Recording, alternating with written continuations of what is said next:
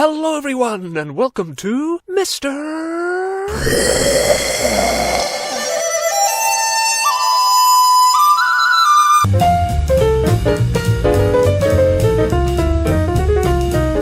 This is Asia, and here is China. Now, 走吧, shall we? China is one of the biggest countries in the world, a ginormous geographical smorgasbord of tall mountains and long rivers, of forests and islands and deserts and valleys, but it hasn't always been so big. The Chinese people step into history out of the Neolithic haze as a humble series of tribes huddled along the banks of the Yellow River. In those dim, faraway days steeped in swirling myth, we glimpse a steady rise of civilization. The first Chinese dynasty of which there is historical certainty is the Shang, which emerges around 1600 BC. Already the Chinese were skilled in ceramics. Now they started perfecting the casting of bronze and scratching markings into tortoise shells and ox bones for the purpose of reading the future. These oracle bones bear the beginnings of the Chinese written script. Supported by agriculture and slavery, Shang society was dominated by a king and a military elite. Ancestors were worshipped alongside a number of deities whose favor was sought with offerings of wheat or wine or sacrificed humans and animals. The cruelty of the Shang to their slaves assisted their downfall, as the slaves sided with their enemy who invaded and beat them in battle. The king, Di Xin, burned himself to death in his palace, and the Zhou dynasty took over. This dynasty lasted nearly 800 years, which is about the time it takes for one true thing to be said in politics. The Zhou period is divided into two halves. The first is called the Western, the second is called the Eastern. The Western Zhou era saw expansion to the south and wars against the nomads in the north. A feudal system sustained the kingdom, but poor kingship isolated the nobility, and after being invaded they ended up moving east, thus inaugurating the Eastern Zhou era, itself divided into two epochs. The first is known as the Spring and Autumn period, which saw the Zhou kings as the nominal head of a number of rival states, whose leading families were the ones with the real power. These rival states took turns being in the ascendant, going to war, making peace, and going to war again in a tenuous attempt to maintain a sort of balance of power. Meanwhile, feudalism declined, vassals gained more power, and there was a rise in the scholar class, who would become the mandarins, the ones who ran the country. This was also the time of Kuang-tzu, known to English speakers as Confucius, a wise philosopher whose ideas were one of the three ideological pillars of ancient China, along with those of Lao Tzu and Buddhism from India. Then we come to the second half of the Zhou era, known as the Warring States period, probably because it was a period of warring states. Not only had the king lost even the semblance of power, but his vassals started calling themselves king. It all culminated in there being 7 big states: Qin, Han, Wei, Qi, Chu, Yan, and Zhou. Over time, the Qin state grew to be the most powerful, with masterful generals like Bai Qi winning battle after battle, and soon it became clear that there was no stopping the Qin, and the other states all got gobbled up, unified, and ruled by an emperor, the first emperor, Qin Shi Huang, in 221 BC. The emperor initiated a series of campaigns of expansion and introduced a number of administrative and economic reforms, as well as ordering a large wall to keep out the possible ancestors of the Huns, who dwelt with their horses in the wide, flat steppes. Much of this wall no longer exists, even though 1 million people may have died being forced to build it. The famous Great Wall we see today was built much later. Qin Shi Huang was very fearful of death and ordered people to search for the elixir of life, but alas, they never found it, and he died and was buried with thousands of terracotta soldiers guarding his tomb. The Han dynasty followed, where Confucianism was championed and administrators selected on the basis of merit. Paper was invented and the Silk Road trade route established. China doubled in size under Emperor Wu, whose many costly military adventures strained the overtaxed peasants. War's immense expense, as well as royal intrigue and scheming palace eunuchs and devastating rebellions, all undermined the empire, and it split into 3 states constantly at war. This was the Three Kingdoms era, romanticized by the author Lu Guanzhong, and was among the most destructive in all history, with up to 40 million people killed. The following Jin dynasty was soon engulfed in civil war, invasions by the northern barbarians, and then division into small squabbling states. Bit by bit, however, Chinese culture spread, both south and among the foreign invaders in the north. China was finally united in the Sui dynasty. The Grand Canal was carved out, the longest in the world, but things soon went downhill after a failed invasion of Korea. The Tang dynasty was a cultural golden age, with great painters and China's finest poets, Li Bai and Du Fu, penning their serene verses of the moon and maple groves. A brief shock interregnum saw an empress gain power, Wu Zetian, a ruthlessly ambitious leader. The calamitous rebellion of Anlu Sha signaled the dynasty's decline. China slipped back into chaos until the Song dynasty soothed the wounds and there was peace. Increased rice cultivation facilitated a population boom, and speaking of boom, gunpowder was invented, and Chinese merchants sold their porcelain and silks to distant lands. But the good times ended as the Jurchens invaded from the north, followed by the Mongols, who conquered China, and in 1281 Kublai Khan set up the Yuan dynasty Dynasty. The Mongols largely let China carry on as before, but kept positions of power out of Chinese hands, favoring the Uyghurs and Tibetans and even an Italian called Marco Polo. The Chinese regained control with Hongwu-di, who set up the Ming Dynasty, most famous nowadays for the splendid vases it produced. The capital moved from Nanjing to Beijing, in which the emperor had his own city built, the Forbidden City, with its structures having all those wonderfully embellished names characteristic of Chinese architecture, such as the Hall of Supreme Harmony, the Gate of Manifest Virtue, and the Palace of Tranquil Longevity. Of course, the cost of supporting the lavish life of the emperor and his elite circle was immense, as were the campaigns against Korea and Japan, and the people were suffering. Moreover, China, which had devised so many impressive inventions, was now being outpaced by Europe. The Ming Dynasty had given China a century of peace, but also creative stagnation, right at the threshold of the modern era. It ended after the Manchu people violently subdued China and started the last dynasty, the Qing. The Qing had many wise and good emperors, such as Kangxi, but the dynasty's focus on remaining fixed in the old days would prove disastrous. The West was modernizing at fork lightning speed, while China was obdurately stuck in the past. The Scottish economist Adam Smith recorded in 1776 that the poverty of China was so grave that people eagerly ate whatever garbage was thrown overboard from European ships. Meanwhile, the habit of smoking opium spread from Southeast Asia and became ominously popular. The emperor banned it completely in 1799, and Britain seized on the chance to profit off its demand. Its East India Company began producing and distributing the drug via smugglers into China. This led to war, but China was defeated, with Britain taking Hong Kong, though British Prime Minister William Gladstone criticized the war and declared it would prove a permanent disgrace for Britain. China attempted another war and was crushed again, and the Chinese people were furious at their leaders. Uprisings sprouted up all over China, with the Taiping Rebellion proving the most catastrophic, with some 20 to 30 million deaths. 1861 to 1908 saw the Empress Dowager